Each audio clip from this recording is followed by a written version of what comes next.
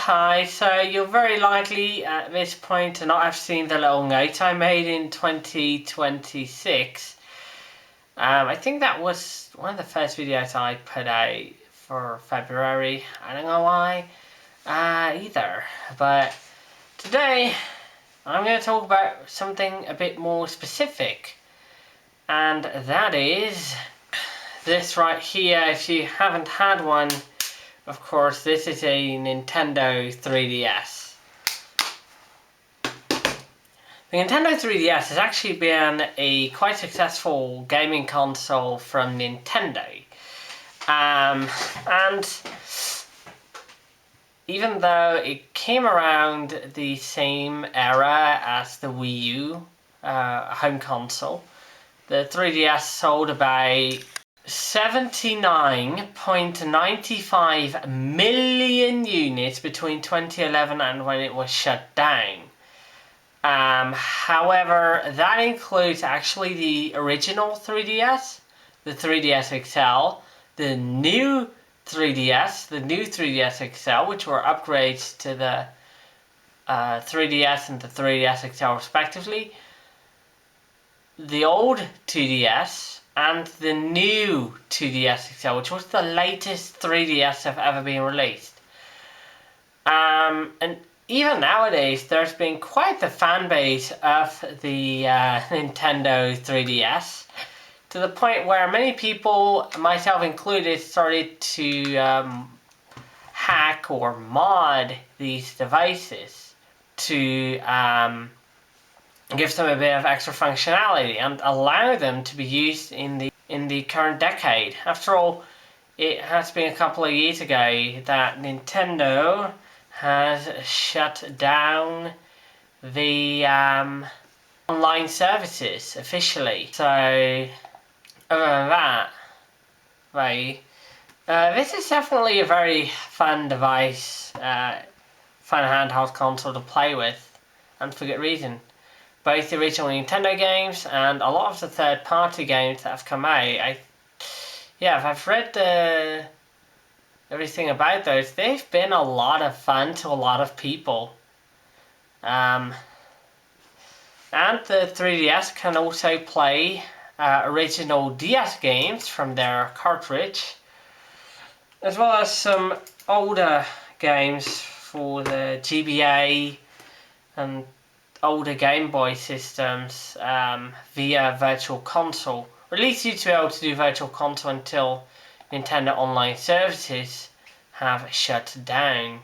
Nowadays, modding the 3DS is done by installing custom firmware, or CFW, onto your 3DS via a computer. This is possible because even though the 3DS has no data ports, it does have an SD card, which can contain profile and game data. However, if you install CFW, it basically allows you to use your 3DS and the SD card in whatever way you can with the hardware of the 3DS, rather than just being forced to only do whatever Nintendo allows you to do. This allows you to, for instance, to run homebrew titles, non-game software, like emulators, but also video and music players and notepad and many stuff like that.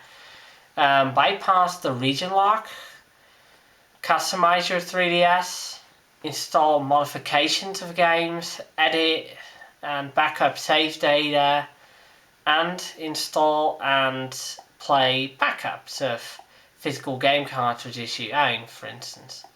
Now, in the previous notes video, I didn't really talk too much about how this works, but basically on the latest version of the 3DS firmware, there's an exploit called boot9strap that you can install.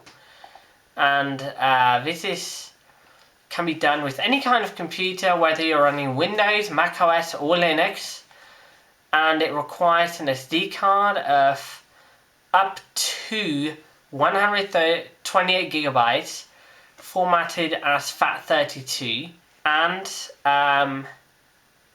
which is used before with the 3DS.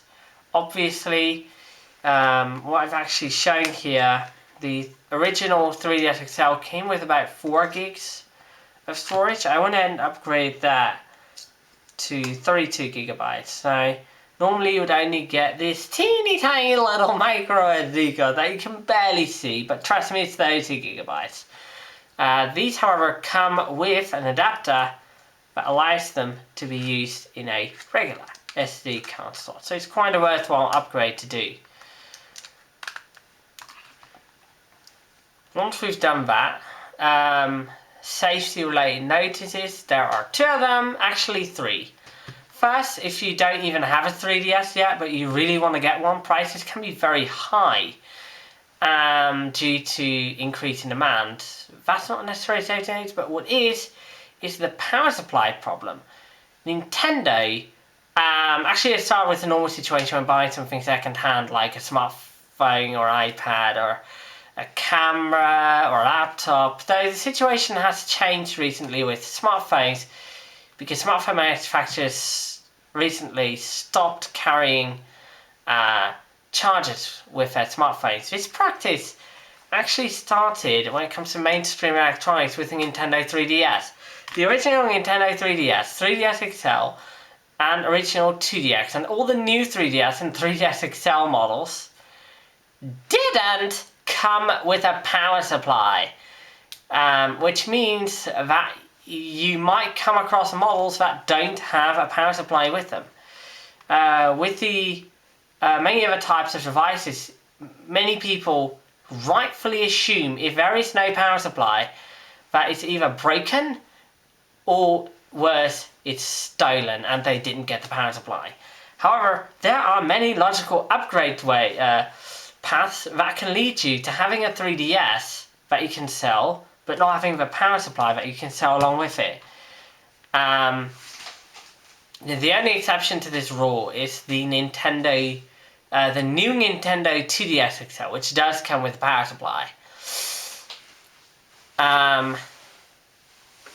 A second safety note is about modding the console, which might cause the console being bricked, but this is mostly caused by not following the exact instructions over on 3ds.hacks.guide. Very simple website with the tools you need and the information. Just follow exactly what they say, but if you do, it's pretty safe. Thirdly, I would definitely recommend, and I'm actually considering one day, replacing the battery in an old 3DS, especially one that's had a lot of play hours. Because these batteries actually wear chemically. They can form deformations or spikes in the lithium, which could eventually touch between anode and cathode. And if you want to see what happens then, just look up Samsung Galaxy Note 7 explosion. So I really hope by the time you're watching this video that there are replacement batteries for the Nintendo 3DS, but just look for the ones that are right for your console. Other than that, the way I've modded my 3DS is going to that website, 3DS Hacks Guide. However, before you're actually going to go and check your modding capabilities, you're first going to need to check the correct version, which you can find by going into the system settings, and it should say var dot followed by a number, and you fill that in, and you also fill in the type, whether it's an old or a new one, and it just gives you the correct instructions. If you have an older version, just make sure that you are on the latest version, which is version 11.7.50U, for instance. That's the version you'll see on the top screen of the 3DS.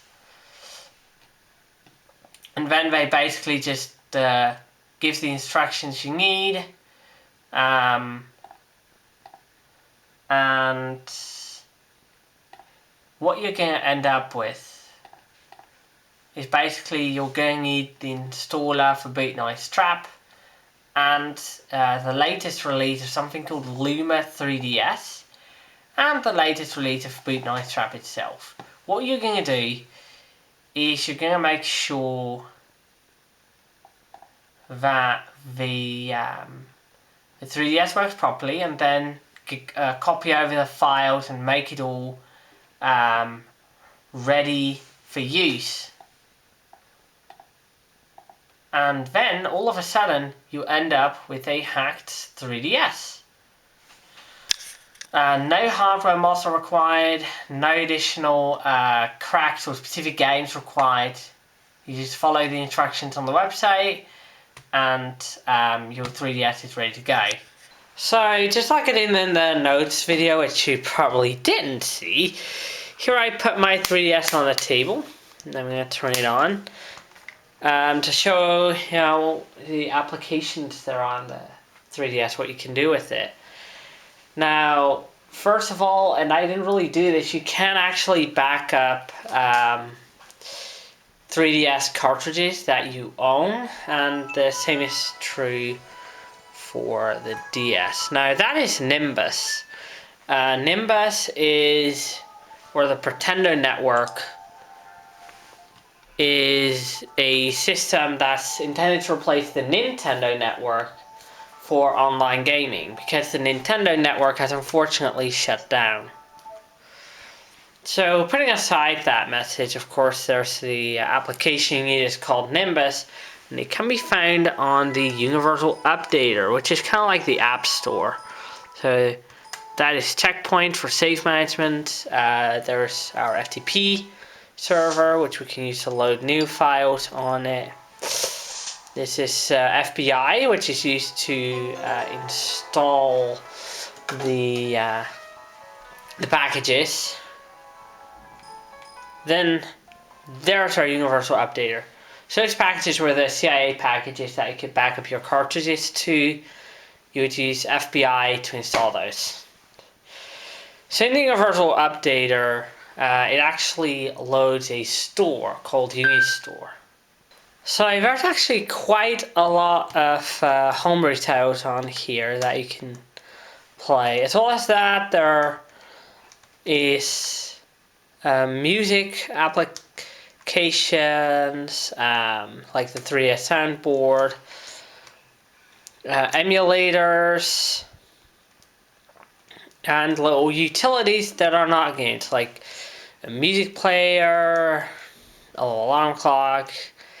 There's quite a lot here to have a look through.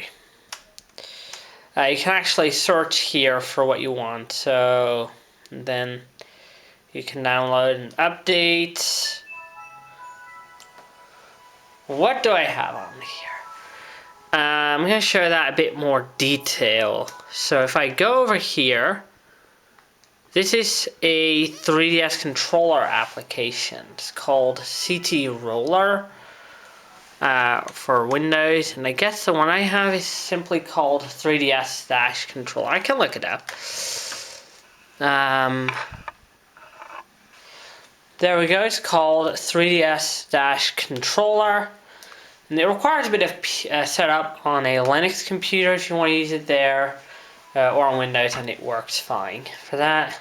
Next up, there's the Homebrew launcher over here. So that allows you, of course, to open 3DS extended files. And those are files that don't really need installation. An example of that would be the T-Rex game for Chrome that has apparently been very faithfully remade, if I recall correctly. So there's a bit of that. Another example would be Budgie SSH, which is an SSH client for the Nintendo 3DS, and MGBA, which is a pretty good GBA emulator. Although it should be noted that GBAs can actually play, or 3DS games, 3DSs can actually play GBA games natively. And then there's the NDS folder generator. What that allows us to do is I have a dedicated folder on the home screen with two DS games. And one of these is the emulator Cella DS, which is for Atari 2600. And the other is actually a game that I have legitimate access to. It's Mario Kart DS, of course. And there's still a DS. So let's try that one out, for instance. Which is available on the Universal Updater as a DS file. So it needs to be loaded in via the system. And I actually, you just get your Atari games on here. I always recommend you use separate folders here. And I actually have 3 Atari games here that I can play. So let's exit out of that. I found those games to be a lot of fun for a little downtime, even though they're quite primitive. There are a lot of emulators for the 3DS. I think that can run on it. For instance, there's for the Nintendo Entertainment System, the Super Nintendo Entertainment System. Someone's actually made a Nintendo 64 emulator, but that's a bit more for the new 3DS, which has this little puck thing, and of course a bit more processing power. But here is my absolute favorite emulator for the 3DS, and I can't really show the effect completely because it relies on 3D. The Red Viper is a Virtual Boy emulator, and again, I actually do legitimately get these somewhere, somehow. So this, for instance, is Galactic Pinball on the 3DS. And it's, if you can't have access to the extremely rare original Virtual Boy hardware, this may actually be the most authentic way to play these games. Now, another little emulator or compatibility layer or whatever is Scratch Everywhere, and it allows you to play fairly small Scratch projects on the go. So they actually have one Scratch game on here, and it plays just fine. Mostly. It had some issues in the beginning.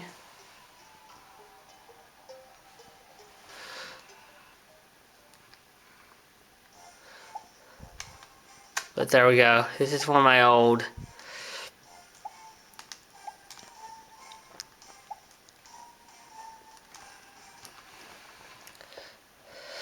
Scratch games that I've made as a kid.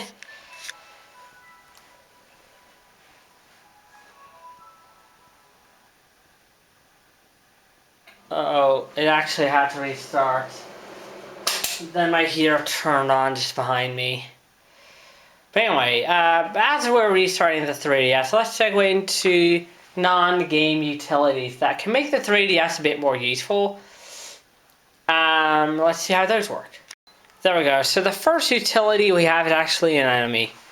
And via an enemy, you can actually download themes for your 3DS.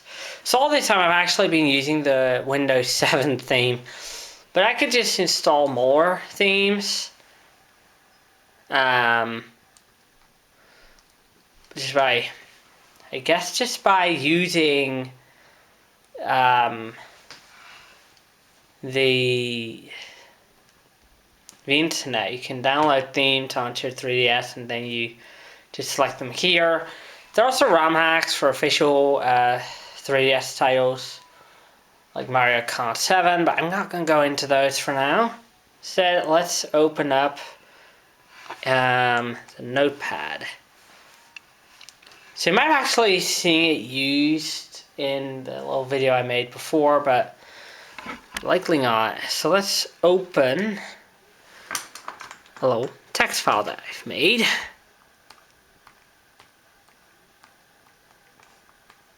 Of course, that stylus always brings back something for me. There we go. We have our notes up and we can edit them. We just hit OK to confirm.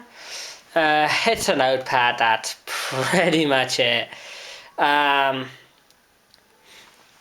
I've seen many people use paper notepads for note-taking on the go, you know, but this is a pretty good option too, I think. Next up, let's go to 4th Tube. This is a 3DS YouTube client, and I know this is a fucking cat and mouse game with Google, because they want their sweet money.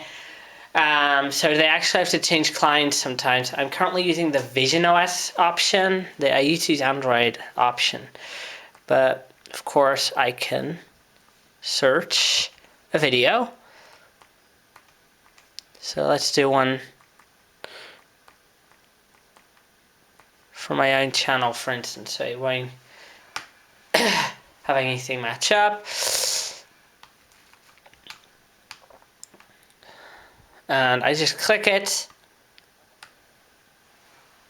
and it loads automatically. There are some playback settings in here that allow you to change things like whether or not you want to have video. So on my 3DS, it can only do 144 pixels.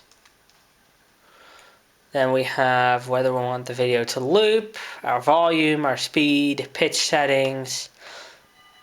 And we have a tracker of the buffering process. Now remember, both for Pretendo and 4th Tube, it is important that the 3DS only supports, as far as I know, private access point or PAP networks via WPA2 or worse security. Anything that requires logging into Captive Portal didn't work, and anything that required enterprise security features didn't work either. So I can also close out of that and move over to local video playback. Local video playback, so I just use FTPD and double command. I've shown that in the tutorial on my camera, but it's useful for this too. You just can do the trick with dual folders, and it can actually log into the 3DS without actually mounting it as a drive. So should any Linux crypto locker come up, it won't be able to trash all my 3DS files. There we go. Let's go to 3DS. Actually, it's called video here, and the old 3DS only really likes a specific video format. I think it's MP4, just MPEG 4, at 30 or 25 hertz, 144p. The new 3DS is a bit more lenient in that because it has more processing power, but yeah, and I'm actually going to play any of these videos on camera because I could hit a content match or whatever.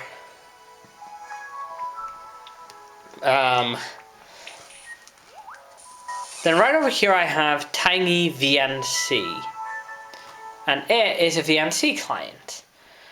So I use my Raspberry Pi Internet Radio, which is this one right here. I just click it, and it should connect to it if it's on the network. However, the Wi-Fi is being a bit flaky, to be honest, to say the least. Should definitely be able to get some kind of solution on there. It doesn't even go home. We're stuck because our network is stuck. And then there is one last application that I really enjoy using on the 3DS, and that is CTRMUS. I'm going to show that in a bit. But as this is going to start up, a bit of background here. So physical media is coming back like crazy, and so are digital downloads that allow you to outright own your music. If you have Cobas, you can actually get a lot of music off of it there in WAV or even FLAC quality, and via Bandcamp you can get a lot of audio at lower qualities, but it's still great for independent music, which is where CTRMUS comes in. It allows you to play those files straight on your 3DS. So I have a little folder called Vorbis, and it just contains some of the music I actually buy from Bandcamp and maybe Cobit in the future as well. So there's that. That is practically everything I do with my modded Nintendo 3DS, and some of the things that you can do with it as well. Of course, there's a lot more to explore with this, because effectively you're allowing your 3DS to do what it can do, not what Nintendo wants it to be able to do. So with that final closing measure, see you another time. Bye bye. I hope you've enjoyed this video. If you do, please give a thumbs up and share this video with all your friends, and perhaps consider subscribing to my channel. Thank you, and I'll see you next time.